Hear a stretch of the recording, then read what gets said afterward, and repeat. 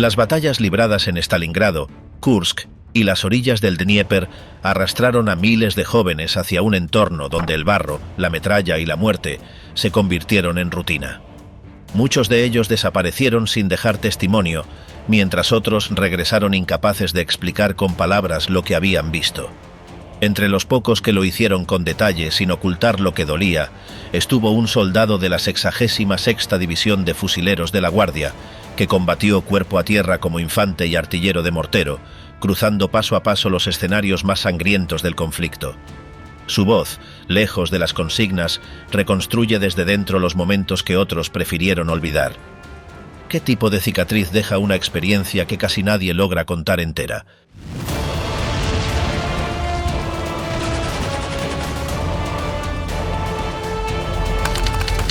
Juventud bajo el humo de la guerra. Mansur Abdulin nació en medio de una familia obrera en Siberia Occidental, en un entorno donde las chimeneas fabriles formaban parte del paisaje diario y el trabajo pesado definía el ritmo de vida.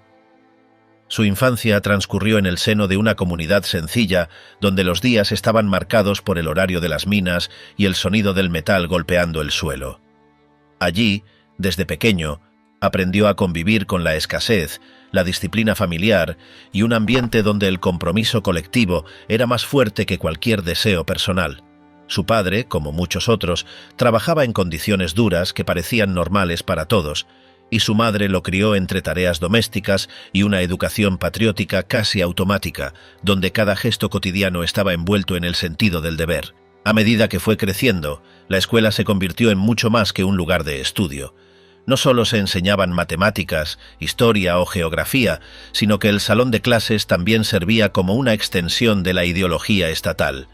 En cada rincón, los carteles recordaban que el enemigo estaba al acecho y que el joven soviético debía estar listo para defender su patria. Las biografías heroicas de soldados, obreros y pioneros eran narradas con tono solemne, y Mansur absorbía esa información como parte natural de su educación.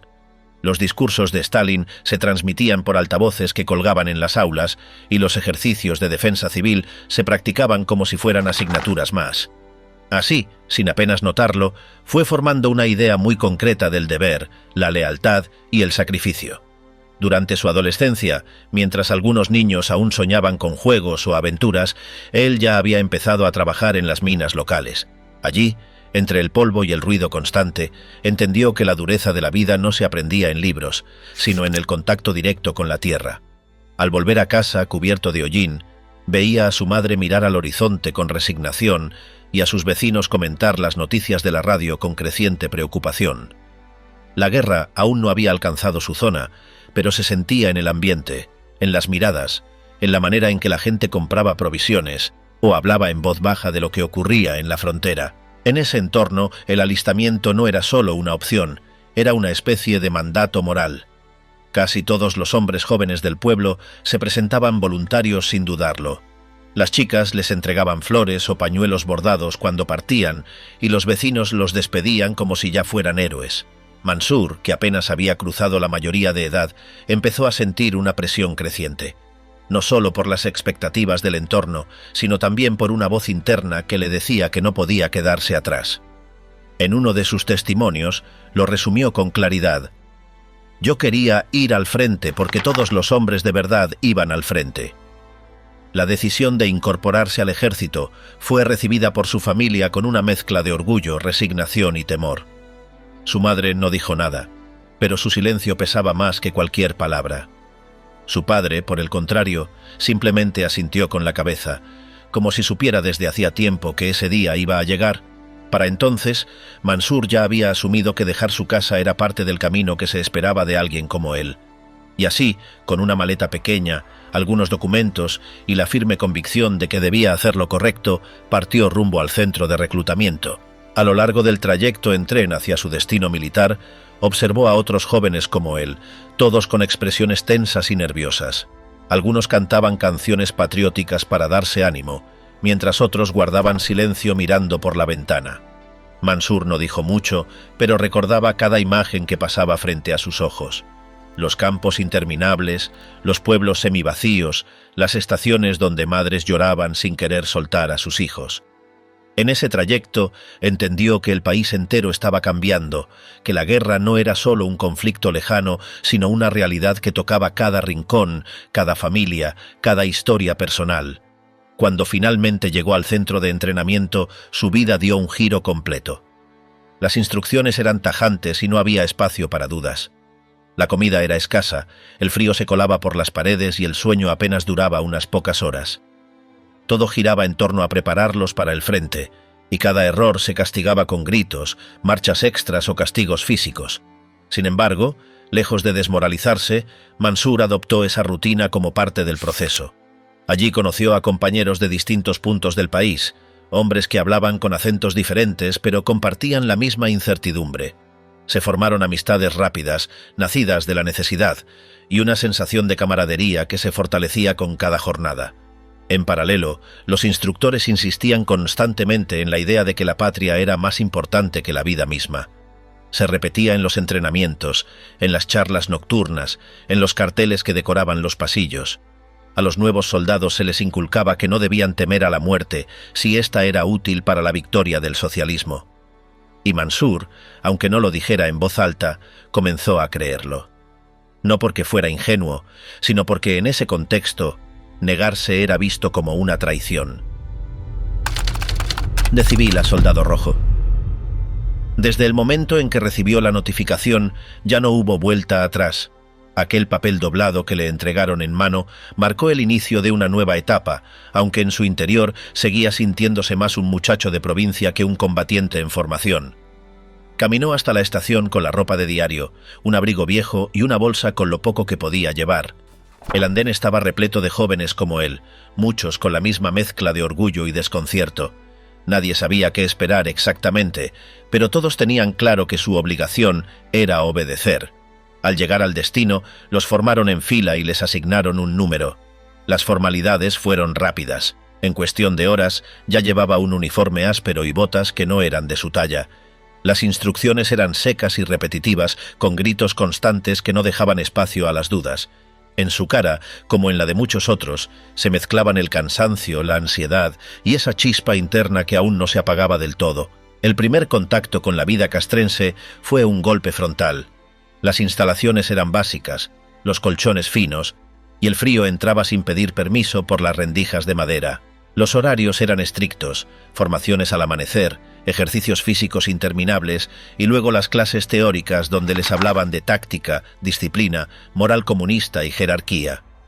No se trataba solo de aprender a disparar, sino de convertirse en parte de una máquina mucho más grande. Cada jornada terminaba con cuerpos agotados, pies mojados y estómagos medio vacíos, aunque nadie lo decía en voz alta. Mansur no tardó en notar el cambio. Al principio aún mantenía cierto entusiasmo, sobre todo al sostener por primera vez un fusil.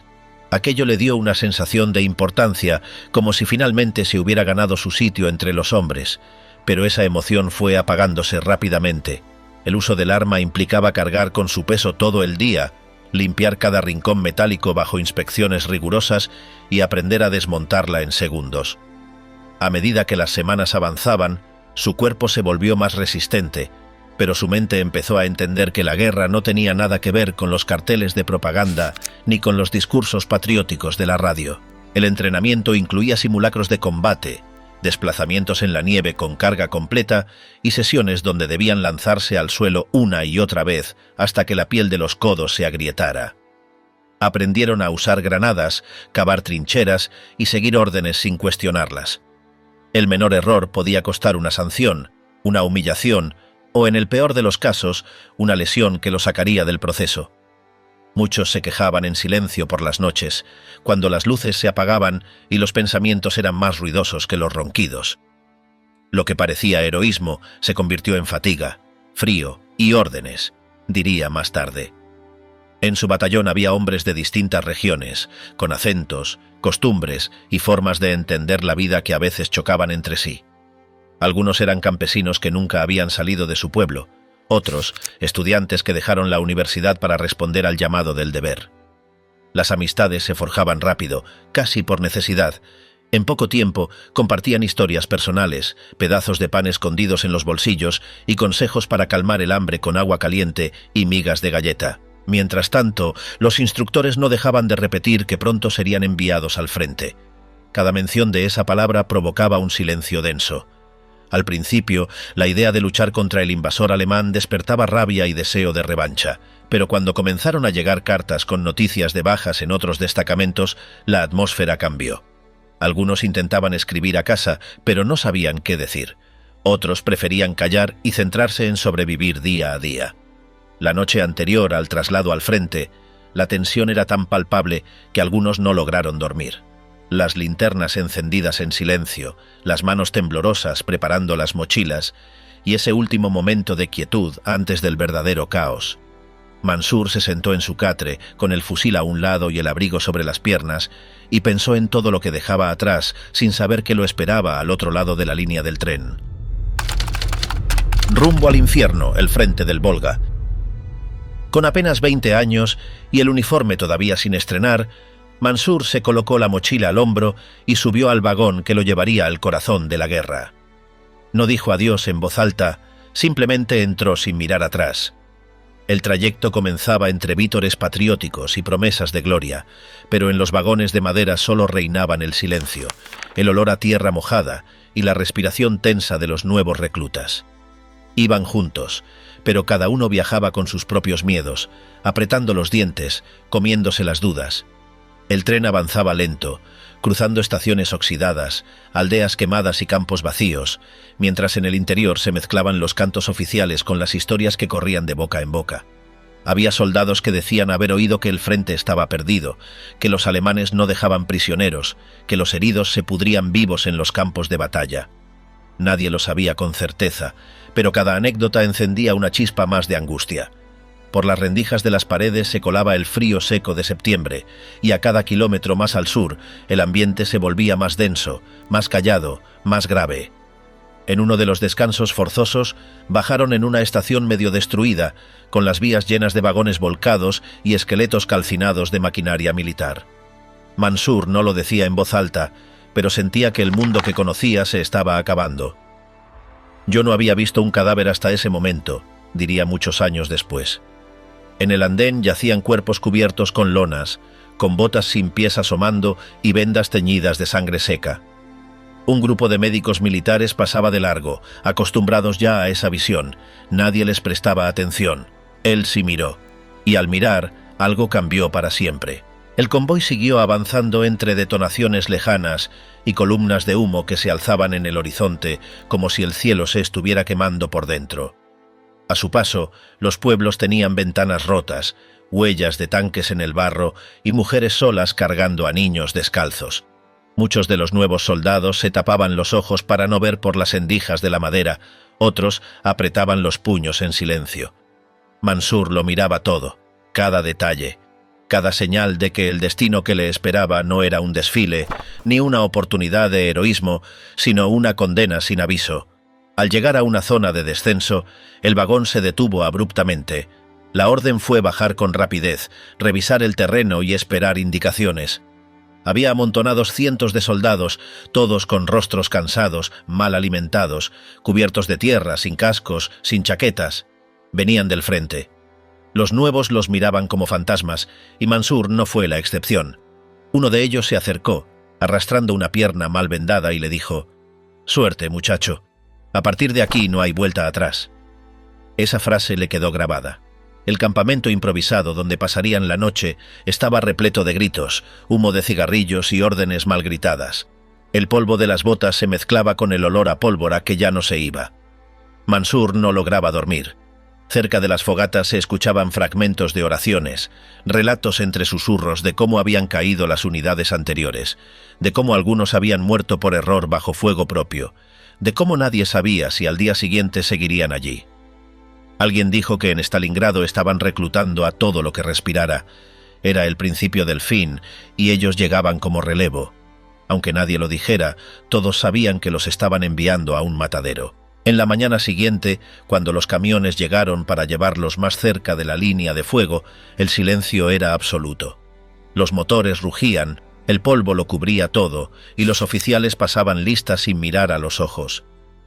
En los vehículos, Mansur compartía espacio con muchachos como él, algunos campesinos, otros mecánicos, todos transformados en soldados sin haber disparado un solo tiro. No hablaban, solo respiraban al compás del traqueteo. El paisaje se volvía más sombrío con cada kilómetro. Árboles calcinados, cráteres abiertos en la tierra, trincheras abandonadas, cadáveres que nadie recogía. Había cuervos en los alambres del telégrafo, y eso inquietaba más que cualquier grito. Una explosión lejana hizo frenar el camión. Al bajar escucharon los primeros disparos reales. No de prácticas, no de entrenamientos, sino fuego directo.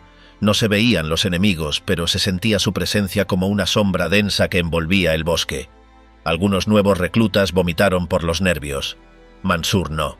Se quedó quieto, con el fusil en la mano, intentando mantener la calma. Esa noche durmieron sobre la tierra húmeda, turnándose para vigilar. Al amanecer, lo primero que vio fue una fila de camillas. Sobre ellas, cuerpos tapados con mantas sucias. Uno de ellos tenía un brazo colgando que se movía con el viento. Era joven, muy joven. En los días siguientes, la ruta hacia el frente se volvió más errática. No siempre había caminos.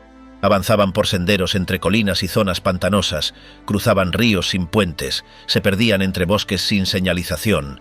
Los mapas no servían, las órdenes eran contradictorias. Un oficial aseguraba que debían esperar, otro que siguieran sin detenerse.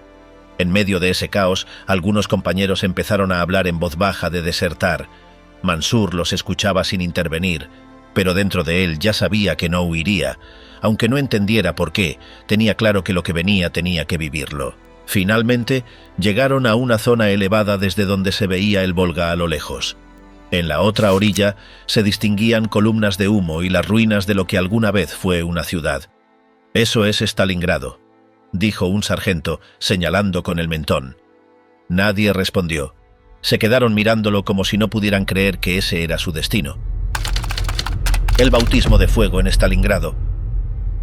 Desde que el tren se detuvo en las afueras de la ciudad, quedó claro que ya estaban en una zona sin control.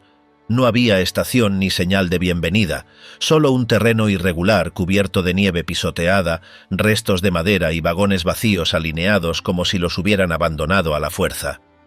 Bajaron sin esperar ninguna orden formal. Nadie los recibió, ningún superior se presentó para organizar nada. Solo vieron columnas de humo elevándose en el horizonte, mezcladas con las vibraciones constantes de explosiones lejanas. En el aire flotaba un calor irreal, como si el suelo mismo respirara fuego, y cada bocanada que aspiraban parecía arrastrar ceniza. A los recién llegados les dieron unos cartuchos sueltos, un trozo de pan endurecido y la indicación de seguir un camino mal definido entre escombros y tierra removida. No había señales claras, pero todos sabían hacia dónde ir. El trayecto estaba marcado por cuerpos medio cubiertos por la nieve, huellas recientes de botas que se cruzaban sin patrón y vehículos destrozados cubiertos por lonas rotas.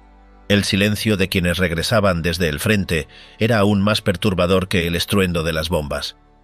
Camilleros pasaban sin hablar, cargando heridos con rostros desencajados, mientras otros simplemente caminaban solos, como si ya no supieran a dónde dirigirse.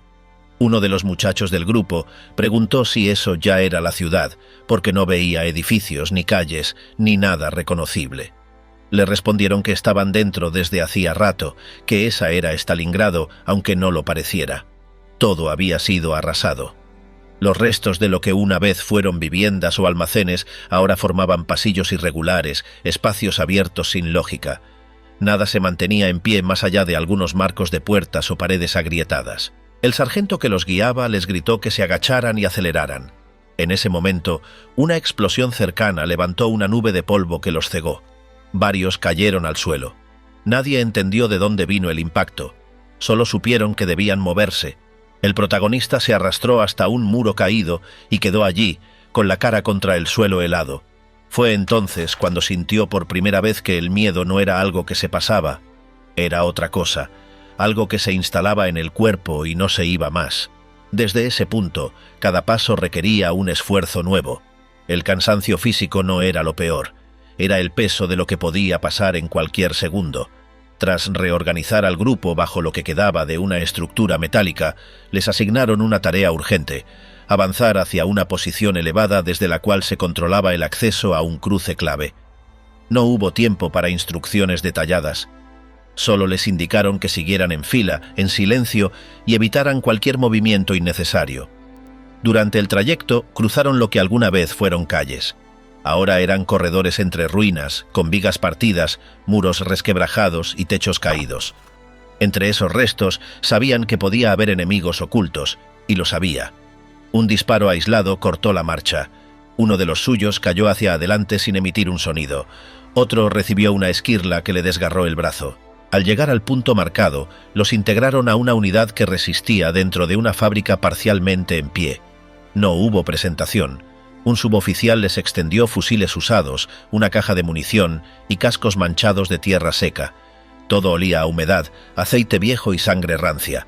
Dentro del edificio, el suelo estaba cubierto de trapos, escombros y trozos de alimentos descompuestos. Algunos hombres dormían sentados, con la espalda contra la pared. Otros limpiaban sus armas sin mirar a nadie. La mayoría no hablaba.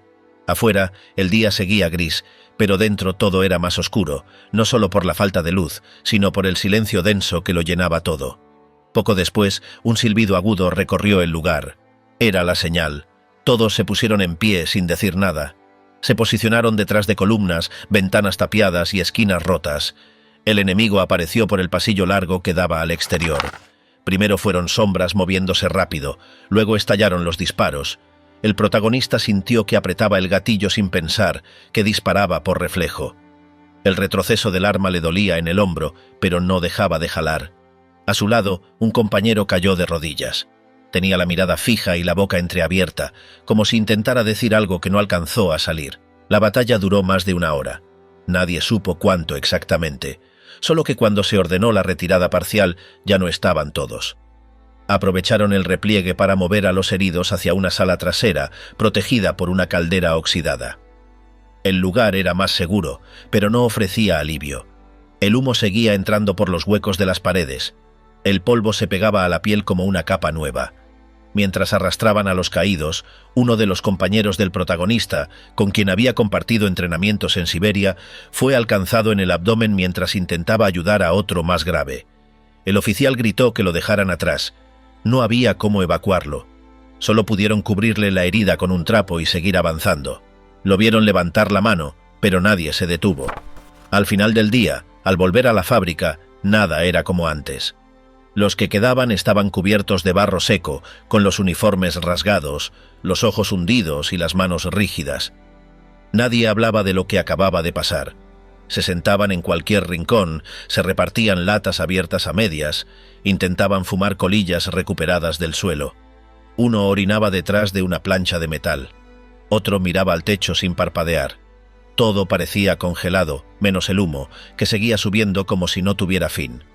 Dormían por turnos, 2 horas por vez, con el fusil entre las piernas. Se turnaban para vigilar. El enemigo podía volver en cualquier momento. Nadie confiaba en que la pausa durara. Afuera, el cielo seguía cubierto de ese gris perpetuo que hacía imposible saber si era mañana o tarde. La ciudad ya no tenía forma. No había puntos de referencia, solo escombros, polvo, olor agrio y ese ruido constante que no venía de una sola fuente. Era como si la ciudad misma respirara con dificultad. Y esa respiración era la que marcaba el ritmo de todos los que seguían allí, esperando el siguiente combate sin saber si lo verían completo. Entre los muertos, rutina del horror. La rutina dentro de las ruinas se volvió una sucesión monótona de escenas donde el amanecer no anunciaba nada nuevo, solo confirmaba que se seguía respirando en medio de cadáveres congelados, vigas partidas y un aire denso que apenas dejaba avanzar unos pasos sin toparse con algo que antes había sido humano. Cada día comenzaba igual, con el sonido de los pasos sobre capas de escarcha, con el hedor de cuerpos semicubiertos por ladrillos, y con un silencio que no tenía nada de pacífico, apenas interrumpido por órdenes breves o alguna explosión lejana. Los bombardeos no cesaban ni de noche ni de día, lo que convertía cualquier refugio en un riesgo. Las casas deshechas no servían de escudo, y las trincheras mal excavadas colapsaban con el impacto de los proyectiles. A medida que se acumulaban los cuerpos al borde de las posiciones, dejaron de causar reacción. Nadie los tapaba, nadie los movía. Algunos seguían con los ojos abiertos y la piel blanca como yeso. Con el tiempo dejaron de parecer personas. Solo se les pasaba por el lado, con la mirada baja, sin detenerse. Para resistir el frío, la mayoría se envolvía con lo que encontraba. Chaquetas rotas, bufandas ajenas, mantas quemadas. Aún así, nada alcanzaba. El agua se convertía en hielo dentro de las cantimploras, los guantes se endurecían y los dedos se volvían torpes al poco rato. Más de uno amanecía con los pies insensibles y algunos ni se enteraban de que los tenían heridos hasta que intentaban caminar. Por eso muchos dormían con las botas puestas, sabiendo que quitárselas podía dejar los pies inutilizables. Las comidas eran esporádicas. A veces no llegaban. Cuando había reparto, tocaban porciones diminutas de pan con moho, grasa pasada o latas viejas que olían mal incluso antes de abrirlas. Unos optaban por no tocarlas. Otros las devoraban sabiendo que no habría otra oportunidad. El hambre ya era parte del cuerpo, como el cansancio o la mugre. No se hablaba de eso, pero todos lo sentían. En los momentos de pausa, si se les podía llamar así, algunos se acercaban a brasas apagadas solo para recordar cómo era el calor. El aliento se congelaba en el aire y muchos habían dejado de conversar. Las frases eran cortas, solo para señalar algo urgente o evitar un error fatal. Nadie tenía energía para historias, ni para hablar por hablar. Los heridos graves solían quedar donde estaban. Si no había forma de moverlos, se les dejaba con un poco de agua y alguna prenda extra. Se sabía que no durarían mucho. Algunos arrastraban miembros rotos, otros gritaban hasta que la voz se les apagaba. Ayudarlos era un lujo que podía costar otra vida. A veces, en medio de un ataque, alguien decidía terminar el sufrimiento de un compañero con una bala. Era un acto silencioso. Ninguno lo comentaba después. No faltaban casos de desequilibrio. Algunos soldados dejaban de hablar, no reaccionaban ni cuando las paredes temblaban. Otros reían sin parar, incluso con heridas abiertas o con las manos ensangrentadas. Había quienes salían sin abrigo, hablando solos, como si estuvieran en otro sitio. Los jefes no sabían qué hacer. Si eran soldados rasos, los mandaban al fondo si había suerte. Si tenían rango, intentaban que regresaran al frente antes de que el resto se diera cuenta de su estado. El uso de morfina era común. Las jeringas circulaban de mano en mano entre enfermeros y soldados que sabían aplicarlas. Algunos la pedían para calmar el dolor, otros para irse sin tanto sufrimiento. También se usaba para dormir cuando el miedo no dejaba cerrar los ojos. Nadie preguntaba por qué la usaban. Solo se notaba quién empezaba a depender de ella cuando la pedían más seguido. La desconfianza era parte del ambiente. Algunos robaban guantes de los muertos mientras aún estaban tibios. Otros cambiaban cigarrillos por un trozo de pan. Las reglas ya no se parecían en nada a lo aprendido en el cuartel. Lo único que importaba era llegar al siguiente amanecer, encontrar una pared más gruesa o un casco sin grietas. Las conversaciones se limitaban a lo imprescindible. Nadie preguntaba de dónde venía el otro, ni hablaba del pueblo que había dejado. Recordar se volvió peligroso. Dormir también. Nadie se quitaba el abrigo ni el fusil. Se dormía donde fuera, sobre tablones rotos, junto a escaleras hundidas o entre los escombros, siempre con el oído alerta. Algunos se tapaban los ojos para no ver las bengalas, otros los oídos para no escuchar los gemidos de los heridos. Pero todo se oía igual. Los jóvenes, los que llevaban menos tiempo, mostraban otra clase de miedo. Venían de semanas de instrucción con ejercicios y órdenes claras, pero en Stalingrado no había forma ni lógica. Las posiciones cambiaban cada pocas horas. Un edificio tomado al amanecer podía estar en manos enemigas al anochecer. Se combatía por pisos, por pasillos, por rincones oscuros donde el enemigo podía estar a 3 pasos sin que nadie lo notara. Las peleas eran a corta distancia. Se disparaba casi cuerpo a cuerpo. Se usaban granadas, culatas, bayonetas o lo que estuviera al alcance. A veces se arrastraban cuerpos solo para cubrirse detrás. No había tiempo para pensar. El que dudaba, no duraba. Las bajas se acumulaban. Cada día alguien desaparecía y con ellos cualquier noción de grupo. Ya nadie sabía a qué unidad pertenecía. Solo se seguía al que gritaba más fuerte o parecía saber a dónde ir. Nadie pedía explicaciones. Las bromas macabras se volvieron frecuentes. Se reían del estado de sus botas, del color de su sopa, de los ratones que salían corriendo entre sacos de arena. Era una forma de seguir sin pensar en lo demás. La risa, breve y seca, servía para expulsar la tensión, aunque fuera por segundos. El olor del campo ya no se distinguía. Era una mezcla indefinible que impregnaba la ropa y los poros, como si todo estuviera saturado de algo viejo, húmedo y quemado. Al principio mareaba, luego se volvía parte del aire. Solo los nuevos mostraban reacción, los demás seguían caminando con la vista perdida, sin inmutarse. Las cartas llegaban de vez en cuando. Algunos las leían sin entender, otros las guardaban sin abrir. No era que no quisieran contestar, era que no había palabras. ¿Cómo explicar que el mundo del que venían ya no existía? Escribir se volvió inútil. A veces, el silencio lo cubría todo. Ni balas, ni gritos, ni motores, pero no tranquilizaba. Se sabía que tras esos huecos venía lo peor. Si no se oía nada, era porque algo se acercaba, y entonces todos se quedaban quietos, esperando. Así seguían los días, sin horarios, sin certeza, solo con la idea fija de resistir, de no caer hoy. Mañana sería otra historia si llegaba. Resistir o morir, la batalla interminable. El día que marcó un antes y un después para Mansur comenzó igual que los anteriores. Ráfagas que se cruzaban de un lado a otro, explosiones que estremecían el suelo congelado y pasos cuidadosos entre restos retorcidos de lo que alguna vez fue una ciudad. Avanzaban por una zona que ya conocían, ahora convertida en un pasillo de ladrillos sueltos, ruedas oxidadas y hornos destruidos. No había señales de alerta, ningún indicio de que una ráfaga lo desplomaría en cuestión de segundos. Mientras cruzaban entre dos muros calcinados, una descarga inesperada lo alcanzó por el costado. Sintió el impacto, una presión que lo dobló sin aviso, y luego nada más que la dureza del suelo. No lograba moverse.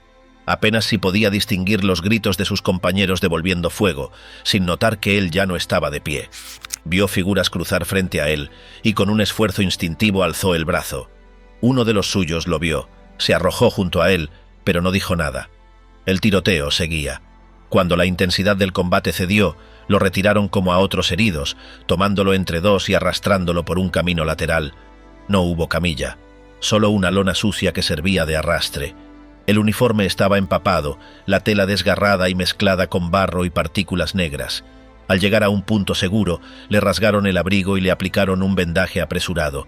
Gritó, pero apenas reconoció su propia voz. Nadie explicó nada.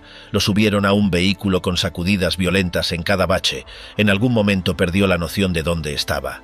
Despertó en un puesto médico temporal. No era un hospital. Era un galpón adaptado donde los cuerpos se alineaban en catres de madera o directamente sobre el suelo. Una enfermera le quitó el vendaje inicial y revisó la herida sin reaccionar. Después llegó un médico que apenas tocó el área afectada, susurró algo que no comprendió y ordenó una inyección. El líquido le provocó un mareo inmediato.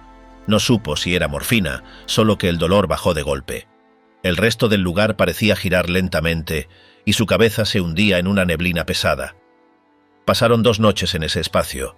No había colchones, solo tablones con mantas finas. Nadie hablaba con los heridos a menos que fuera necesario. El contacto humano era breve. Le ofrecían algo tibio para beber y a veces un cuenco con granos remojados. Las curas eran rápidas, sin palabras.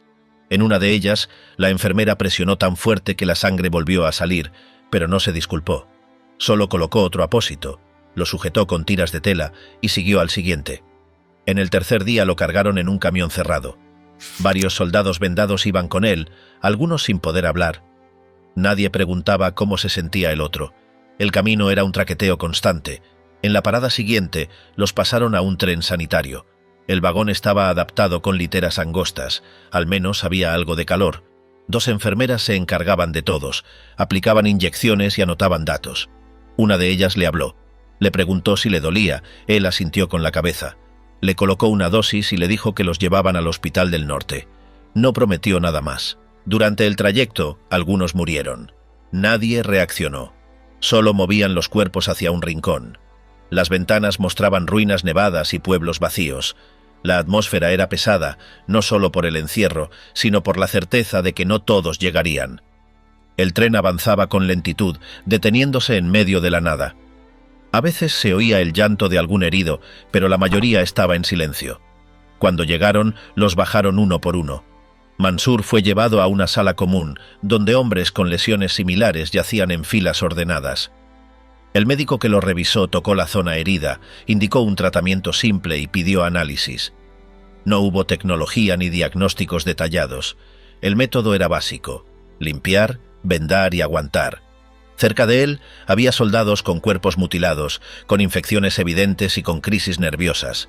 Las enfermeras iban y venían sin detenerse. Una de ellas, más joven, se detenía apenas un instante más junto a él. No hablaban mucho. En una ocasión, él preguntó si volvería al frente. La respuesta fue escueta: «Eso no lo decidimos nosotros». Nada más. No había frases de consuelo ni promesas. En ese entorno nadie las esperaba. Un día, durante la limpieza de la herida, un médico le comentó que el daño no era irreversible, pero que requería tiempo. «No es la peor que he visto», dijo, como si eso bastara para tranquilizar. Él lo aceptó sin responder. Pasaba las horas acostado, mirando el techo de tablas y escuchando quejidos constantes de quienes compartían la sala. A veces contaba sus propias respiraciones para comprobar que seguía ahí. Durante una noche oyó a 2 enfermeros hablar sobre racionamientos. Si no llegaban suministros, reducirían la comida. Al día siguiente el desayuno fue más pequeño. Nadie protestó. Parecía que todos lo daban por hecho. Una semana más tarde informaron que algunos serían trasladados. Nadie explicó a dónde. Los subieron nuevamente a un camión rodeado de rostros vendados y cuerpos inmóviles. Esta vez, él también guardó silencio. No sabía si el lugar al que iban era mejor o peor, pero entendía algo con claridad. Si había sobrevivido hasta ahora, no era por fuerza ni por fe. Era solo porque, por alguna razón, todavía no le había tocado. Un regreso amargo al frente. Tras semanas de recuperación, cuando las heridas apenas habían cerrado y el cuerpo todavía mostraba signos de debilidad, Mansur fue reubicado sin ceremonia en la lista de soldados disponibles. Aún adaptándose al ritmo apagado del hospital, recibió la notificación sin explicaciones ni despedidas. Le devolvieron el mismo abrigo con el que había ingresado y, sin pertenencias adicionales, lo subieron a uno de los trenes que llevaban a los recuperados de vuelta al combate, esta vez hacia el sur. El vagón estaba lleno de hombres que no hablaban entre sí, y si alguno compartía una ración, lo hacía en silencio, sin gestos de gratitud. Nadie sabía a dónde iban, pero todos entendían lo que significaba regresar. Durante el trayecto, las estaciones se volvían cada vez más pequeñas y las estructuras más deterioradas.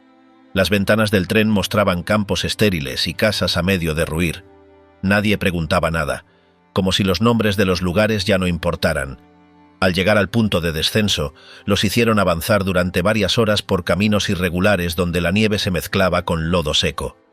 Pasaron junto a animales muertos, esqueletos de vehículos inutilizados y estructuras deshechas por antiguas explosiones. El paisaje no parecía nuevo, pero tampoco ofrecía referencias claras. Ya no sorprendía ver ruinas ni provocaba reacción encontrar cuerpos abandonados. Su nueva unidad pertenecía a una formación completamente distinta. Los oficiales no mostraron interés en su procedencia ni preguntaron por su experiencia previa. Le asignaron un arma, indicaron su posición y lo integraron al resto sin mayor ceremonia. Nadie mencionó su pasado en Stalingrado ni su paso por el hospital. Era simplemente un número más en la lista. La mayoría de los reclutas eran jóvenes recién llegados, con rostros aún intactos y miradas vacías. Las órdenes eran breves, se repetían en voz baja y se cumplían sin discusión. La zona de operaciones era distinta a todo lo que había conocido. Se trataba de una región rural con casas aisladas, árboles dispersos y caminos deteriorados. Las defensas se armaban con lo que había: montículos de tierra congelada, postes quebrados y fragmentos de materiales recogidos al paso. No había estructuras altas ni posiciones sólidas. Los francotiradores enemigos se ocultaban en los márgenes de los campos y cada avance exigía arrastrarse durante metros. Por la noche, el sonido del viento se confundía con motores lejanos y nadie intentaba identificar de dónde provenían. En los primeros enfrentamientos, la compañía sufrió bajas sin llegar a identificar al atacante. Los disparos venían desde sectores inciertos y las ráfagas parecían surgir del terreno mismo. Tardaron días en ajustar su manera de desplazarse. En uno de los patrullajes hallaron una choza utilizada recientemente como punto de observación. Adentro había restos de comida aún tibios y documentos escritos a mano. Un soldado arrojó una libreta al fuego sin que nadie dijera nada, y el grupo siguió su marcha hacia una zona arbolada. Mansur no sentía miedo, tampoco curiosidad. Solo avanzaba cuando se lo ordenaban y se detenía cuando alguien alzaba la mano. La relación entre compañeros era escasa. Algunos hablaban de cosas sin importancia mientras limpiaban sus botas o arreglaban el equipo. Un par preguntó por su cicatriz, pero al oír la palabra Stalingrado, no insistieron. En los traslados nocturnos, Mansur no evocaba emociones, apenas recordaba procedimientos. El frío no se diferenciaba del que ya había sentido antes, pero el entorno sí. No había edificios, ni sótanos, ni calles estrechas, solo campos abiertos, colinas bajas y pequeños parches de árboles donde se improvisaban puntos de vigilancia. En una escaramuza breve, uno de los soldados nuevos colapsó. Se arrodilló en mitad del avance y empezó a murmurar. Lo sacaron del camino y no se volvió a hablar de él. En el grupo, el desgaste mental era visible. Algunos dejaban de comer, otros se aislaban aunque compartieran refugio. Los más jóvenes envejecían en días y el silencio se volvió parte del uniforme. Mansur ya no intentaba conocer a nadie ni contaba historias. Solo contaba cuerpos al final de cada jornada. Una mañana, un oficial superior visitó su posición, inspeccionó los fusiles, anotó algo y se marchó sin comentarios. Poco después, se recibió una nueva orden: trasladarse a una colina cercana para obtener ventaja visual. El ascenso fue lento y accidentado, con hombres que tropezaban o perdían el equilibrio sin recibir ayuda. En la cima, improvisaron una defensa con ramas, piedras y tierra helada.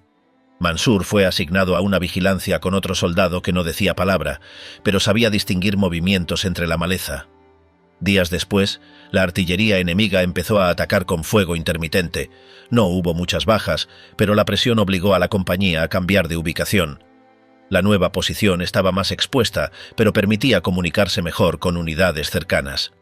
A Mansur le asignaron rondas de madrugada con turnos largos donde el viento parecía atravesar los abrigos. No se quejó, tampoco preguntó, solo cumplía su parte. Al final del mes, recibieron una llamada urgente por radio. Una sección cercana estaba siendo atacada durante una retirada. La unidad de Mansur fue enviada como refuerzo. Corrieron por un sendero inestable hasta llegar a la zona señalada. La lucha continuaba. En medio del caos, vio a un soldado herido gritando que lo dejaran. Uno de los sanitarios aplicó presión sobre la herida mientras otro lo arrastraba a un costado. Mansur siguió de largo, se posicionó con los demás y disparó hasta que amaneció. El otro infierno cruzara Alemania. Mientras la ofensiva soviética seguía su curso, la unidad en la que se encontraba Mansur comenzó a notar cambios sutiles en el entorno: caminos más anchos, postes rectos, señales que ya no usaban cirílico y aldeas con tejados más inclinados. No hubo un punto exacto que indicara el cruce hacia Alemania, pero todos comprendieron que lo habían atravesado. Lo confirmaba la forma en que los pocos habitantes que aparecían miraban desde lejos sin emitir palabras ni gestos, como si no supieran si temer, odiar o simplemente resistir en silencio. Las instrucciones eran distintas a las anteriores, ya no se hablaba de cautela ni de inspecciones. Las órdenes eran amplias, a veces vagas, pero transmitían una idea clara: avanzar sin restricciones. Algunos soldados comenzaron a registrar casas sin esperar aprobación, otros se llevaban utensilios, abrían alacenas, se servían comida caliente si la encontraban. Nadie decía nada. La cadena de mando lo permitía, o al menos no lo prohibía. En voz baja se comentaba que todo lo que pertenecía al enemigo podía ser tomado sin culpa. Mansur seguía sin pronunciar palabra. A su alrededor, reclutas nuevos se sumaban al pelotón, muchos sin saber aún usar bien sus armas, con miradas desorientadas al leer carteles en alemán o al escuchar voces en un idioma que les sonaba lejano. En los bolsillos de los uniformes enemigos caídos aparecían libretas, fotografías o permisos de tránsito con sellos desconocidos. Cada hallazgo recordaba que se internaban en un país que había estado en el origen de toda aquella destrucción. Durante una jornada de patrullaje, los soldados soviéticos interceptaron a un grupo que se entregó sin ofrecer resistencia. No hubo interrogatorio ni clasificación. Se les indicó que se apartaran del camino y nada más. Permanecieron de pie junto a una cerca hasta que el pelotón se marchó. La indiferencia era total. El enemigo ya no generaba la misma tensión. Ahora lo que urgía era seguir avanzando. En un cruce rural, una mujer de cabello blanco se acercó lentamente con un recipiente en las manos. Uno de los suboficiales la detuvo con un empujón sin mirarla. Nadie reaccionó. Solo se escuchó la indicación de mantener el paso y no distraerse. Unos días después, al llegar a una pequeña estación de tren semidestruida, estalló una carga colocada bajo uno de los andenes. Mansur fue arrojado varios metros, con la pierna izquierda abierta por los fragmentos de metal. 2 compañeros se lanzaron sobre él y lo arrastraron detrás de un vagón descarrilado. Con trozos de cinturón y vendas improvisadas, lograron frenar la hemorragia hasta que llegó un sanitario. El puesto de primeros auxilios era una casa sin techo adaptada con lo justo, colchones rotos, cajas de madera, agua en baldes. Una enfermera, con el rostro semicubierto por una tela sucia, le preguntó su nombre mientras buscaba una ampolla entre trapos manchados. Le inyectaron algo que le nubló el pensamiento y después lo dejaron sobre una tabla junto a otros heridos que esperaban transporte. Poco después, lo trasladaron sin explicaciones hacia un centro médico improvisado. En el centro médico al que llegaron, los soldados fueron divididos en grupos según la gravedad. Mansur quedó en una sala secundaria donde los heridos esperaban sentados o acostados en el suelo. El tiempo transcurría entre quejidos apagados y órdenes breves lanzadas desde la puerta, hasta que finalmente un médico apareció sin previo aviso. Le revisaron la pierna y con herramientas básicas le realizaron una intervención sin anestesia completa. Luego fue llevado a un cuarto reducido, donde otros 5 hombres compartían un espacio apenas iluminado. Las jornadas se repetían sin variaciones. Los vendajes se cambiaban por la mañana, por la tarde se pasaba lista. No había visitas, ni noticias del frente, ni explicaciones. Algunos hablaban entre ellos, la mayoría no. La percepción del dolor se volvía cada vez más difusa. Mansur empezó a notar que ya no reaccionaba a los gritos, ni a los sollozos, ni siquiera a los gestos de desesperación, solo observaba sin involucrarse. Una madrugada, uno de los internados comenzó a temblar. Se retorció por minutos sin control hasta que 2 enfermeros lo retiraron. Nadie preguntó su nombre. A la mañana siguiente, su cama estaba vacía. Mansur sabía que lo había visto antes, probablemente en el transporte, pero no conseguía recordarlo con claridad. Días después, lo trasladaron nuevamente, esta vez hacia una instalación más organizada, cerca de una ciudad parcialmente intacta. El camino fue más largo, con múltiples paradas para recoger heridos que se amontonaban sin distinción. En el nuevo pabellón lo ubicaron en una cama de metal bajo una ventana rota. Las mantas eran ásperas, el techo tenía grietas y el olor a desinfectante se mezclaba con humo de leña. La rutina era igual de monótona, revisiones rápidas, comida escasa y turnos de limpieza que nadie quería cumplir. Una enfermera le ofreció un cuenco con sopa aguada y un pedazo de pan. Lo aceptó sin mirarla, sin agradecer. El sonido de las cucharas golpeando los platos de hojalata marcaba el único momento del día con algo de movimiento. Con el tiempo, algunos fueron dados de alta, otros llegaban en su lugar. La rotación era constante y nadie conocía a nadie. Mansur no hablaba con los nuevos, se limitaba a escuchar los pasos, los portazos, las instrucciones cortas. El resto del día transcurría acostado, con la mirada fija en una grieta del muro. Finalmente, un médico le comunicó que su estado era suficiente para reincorporarse, se le asignaría un nuevo destino en cuanto llegaran los papeles. Mansur asintió una sola vez. No dijo nada más. No preguntó por fechas, ni por condiciones, ni por su pierna. Sabía que eso daba igual. Volvería a donde lo mandaran, con lo que quedara de su cuerpo. No esperaba curarse, solo continuar hasta que algo, en algún momento, lo detuviera. Fin de la guerra, pero no del trauma. La guerra que había consumido años enteros comenzaba a cerrarse y los rumores sobre el final llegaban hasta los hospitales donde los heridos esperaban señales. Mansur seguía en cama, con la pierna cubierta por vendas, oyendo retazos de charla entre médicos y soldados que confirmaban lo que tanto se había esperado. El ejército rojo ya estaba en Berlín y los alemanes cedían terreno. La palabra victoria circulaba por los pasillos como un susurro que se repetía sin cesar, pero para muchos de los internados allí, ese término ya no significaba lo mismo.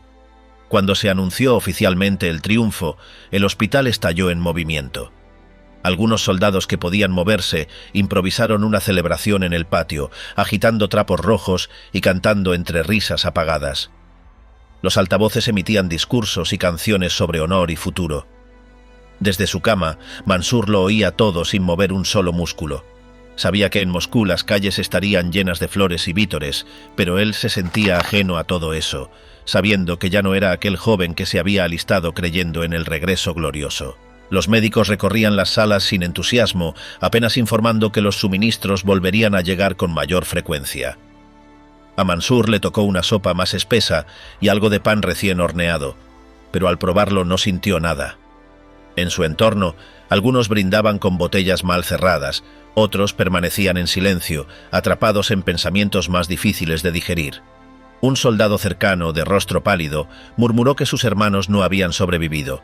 Mansur no respondió, entendiendo que esa ausencia era solo una más en una lista interminable. Esa noche, mientras las campanas sonaban a lo lejos, su mente solo volvía a Stalingrado, al frío, a las explosiones, a las voces que se habían apagado sin aviso. Días más tarde, un grupo de oficiales visitó el hospital con noticias del desfile en la capital. Hablaron de columnas que marchaban firmes por la Plaza Roja, de banderas enemigas arrastradas por el pavimento. Mansur escuchaba sin emitir palabra, intentando visualizar aquella escena, aunque no sentía que perteneciera a ella. Su marcha había sido otra: pasillos angostos, olor a gasas mojadas, heridas abiertas y palabras susurradas. Para él, la victoria estaba en poder respirar una mañana más. Con el tiempo, fue trasladado a otro centro médico más tranquilo, donde le hablaron de una posible recuperación con bastón. Él asentía con gesto neutro. Mientras le cambiaban las vendas, pensaba que mirar a los ojos a los demás sería más difícil que volver a caminar. La guerra podía haber terminado en los mapas, pero no en quienes la habían atravesado.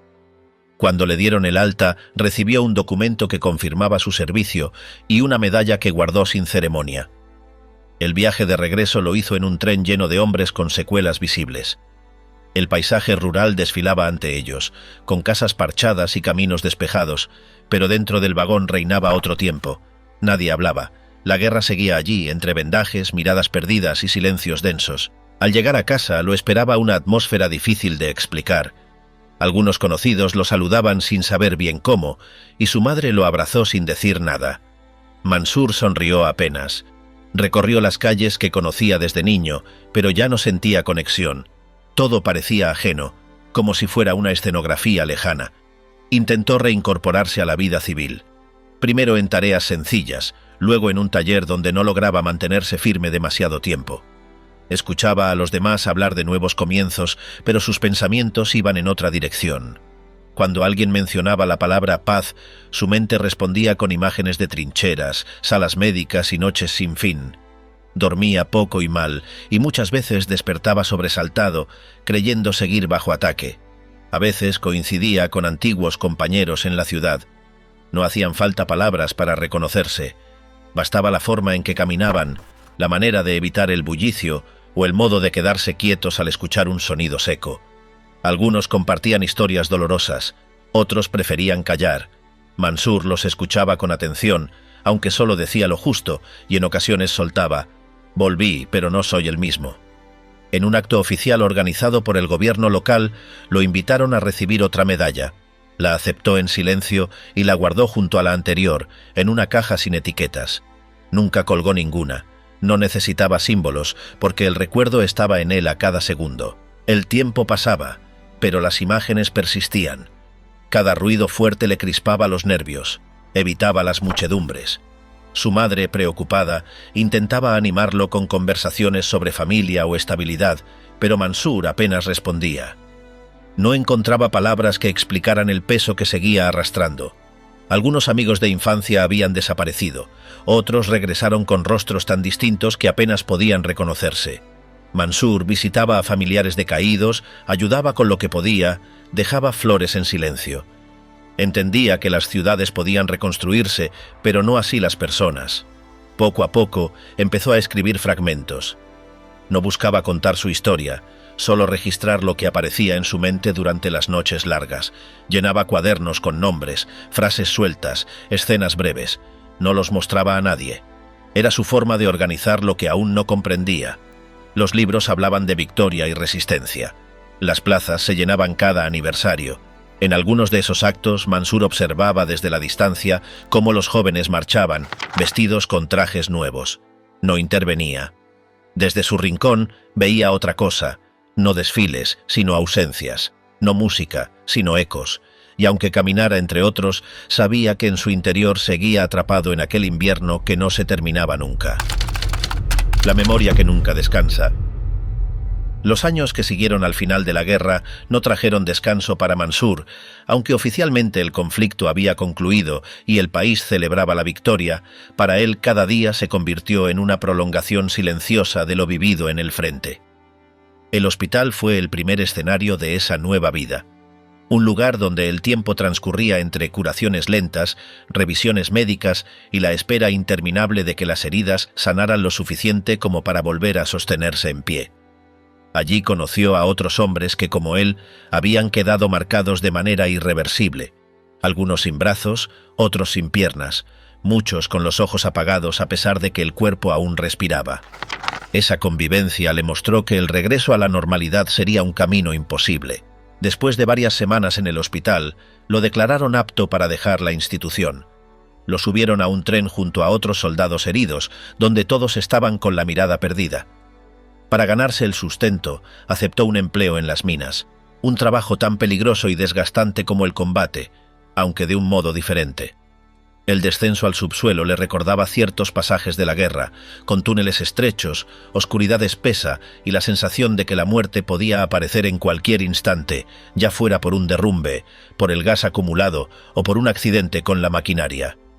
Día tras día empuñaba las herramientas como antes había sostenido el fusil, y con el paso de los meses su cuerpo recuperó cierta fortaleza física, aunque el cansancio mental nunca se disipó.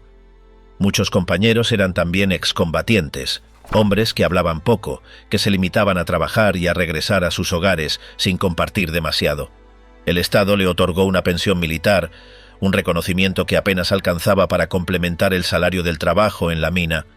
Aún así, ese dinero le recordaba constantemente que había sobrevivido donde tantos habían quedado.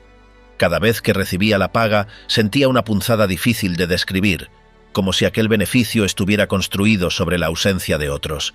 Los nombres de sus amigos muertos aparecían en su memoria sin esfuerzo, y la lista se alargaba más de lo que era capaz de pronunciar en voz alta. En los días libres, cuando el cansancio se lo permitía, solía sentarse en la mesa de su pequeña casa y revisar una caja de cartón donde guardaba lo poco que había traído de la guerra. Había fotografías arrugadas, cartas con manchas y algunas medallas que no brillaban como en los desfiles. Cada objeto lo arrastraba de nuevo al pasado. Una imagen de su batallón lo devolvía a las trincheras. Una carta de un compañero lo hacía escuchar otra vez las voces de quienes ya no estaban, y una insignia militar lo trasladaba a los desfiles en los que marchaban con paso firme, creyendo que regresarían todos. Ese ritual de abrir la caja y examinar su contenido se convirtió en una costumbre silenciosa, casi un acto de resistencia frente al olvido. No buscaba compañía con frecuencia. La mayoría de las reuniones sociales le resultaban incómodas, porque las conversaciones giraban en torno a temas que para él carecían de sentido. Mientras otros hablaban de cosechas, precios o celebraciones locales, su mente vagaba hacia recuerdos que nadie quería escuchar. En más de una ocasión intentó explicar lo que había visto, pero pronto comprendió que la gente prefería mirar hacia adelante. La sociedad necesitaba creer en una victoria limpia, en una reconstrucción sin sombras, y él representaba lo contrario, la prueba viva de que la guerra no terminaba cuando se firmaban los documentos. En las minas, algunos jóvenes le pedían que relatara historias del frente. Él respondía con frases cortas, casi siempre limitándose a decir que fue duro y que lo importante era que el país había resistido.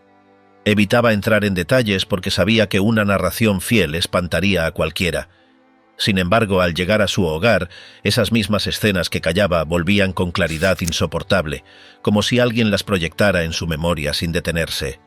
No había noche en que pudiera dormir sin sobresaltos, y muchas veces despertaba empapado en sudor con el eco de disparos en los oídos. La soledad se convirtió en su compañera más constante. Aun teniendo familia y conocidos cerca, se sentía apartado, como si lo separara de todos un muro invisible. Con el tiempo aprendió a convivir con esa distancia, entendiendo que entre él y el resto siempre habría un espacio que nadie sabría llenar. Esa aceptación no borraba el dolor, pero lo hacía llevadero. Pasaron los años, y con ellos la rutina de trabajar bajo tierra y volver a casa con el cuerpo cubierto de polvo. La pensión militar seguía llegando, y con ella nuevas medallas o diplomas que apenas hojeaba antes de guardarlos en un cajón. No era que los despreciara, pero no veía en ellos un verdadero reflejo de lo que había vivido. Para él, las condecoraciones no podían reemplazar los rostros de sus camaradas perdidos ni el peso de los recuerdos que lo acompañaban. En ocasiones, recibía visitas de antiguos compañeros de frente. Esos encuentros eran breves, cargados de silencios largos y de miradas que decían más que cualquier palabra. Se hablaba de quién había sobrevivido, de quién había desaparecido, de quién había quedado postrado. Eran conversaciones que se interrumpían antes de volverse insoportables, como si todos comprendieran que reabrir demasiado el pasado equivalía a sangrar de nuevo. Fue durante uno de esos inviernos largos que decidió comenzar a escribir lo que había vivido. Escribir se volvió una necesidad íntima, no un acto público. Solo quería registrar lo que seguía pesando. Usaba hojas simples, a veces trozos de papel reciclado y un lápiz gastado. Avanzaba despacio, luchando contra la memoria que se resistía a ser ordenada. Algunas frases las tachaba de inmediato porque le resultaban insoportables de leer, otras quedaban a medias y regresaba a ellas semanas después. Ese esfuerzo se convirtió en una segunda batalla, más íntima pero igualmente dura. Con cada página sentía que liberaba una parte del peso acumulado, aunque también volvía a enfrentarse con escenas que había intentado enterrar en su mente. El ruido de los trenes, el rostro de los prisioneros, los cuerpos de sus amigos, todo reaparecía con nitidez al escribirlo. Sin embargo, en lugar de detenerse, continuaba, convencido de que el testimonio debía quedar plasmado para que las generaciones siguientes entendieran el precio real de la victoria. En ese proceso recibió la visita de un joven editor interesado en recopilar memorias de soldados. Al principio dudó, temiendo que sus palabras fueran manipuladas o reducidas a un simple relato patriótico, pero la insistencia del editor y la promesa de respetar su voz lo convencieron. Así, los papeles que había escrito en soledad comenzaron a tomar forma de libro. La experiencia de revisar y corregir lo escrito lo llevó a revivir una vez más cada paso, cada batalla, cada herida, pero también le permitió ordenar su propia historia. El libro se publicó con una recepción discreta. Algunos lo leyeron con interés, otros lo ignoraron, pero para él lo importante era haber dejado una huella.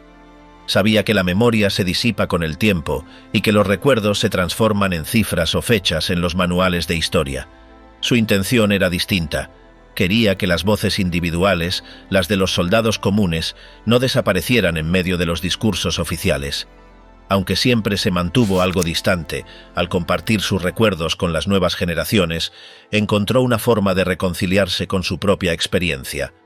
Al ver la atención en los ojos jóvenes comprendía que, al menos por un momento, su voz era escuchada de verdad. Con los años su salud se fue debilitando. El trabajo en la mina había dejado secuelas en sus pulmones y las antiguas heridas de guerra le recordaban constantemente su fragilidad. Aún así, mantenía la determinación de hablar cada vez que alguien se lo pedía.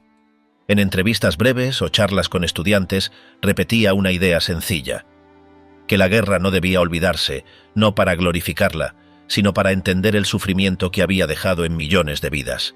Y así, en la calma de sus últimos años, definió con claridad el sentido de todo lo que había contado. No buscaba reconocimiento ni aplausos, tampoco quería que lo vieran como un héroe. Su objetivo era más humilde y más humano: dejar constancia de lo que había ocurrido para que la memoria colectiva no se desvaneciera en silencio. Como dijo con firmeza al final de su relato: al contarlo, no busco gloria, solo quiero que lo recuerden,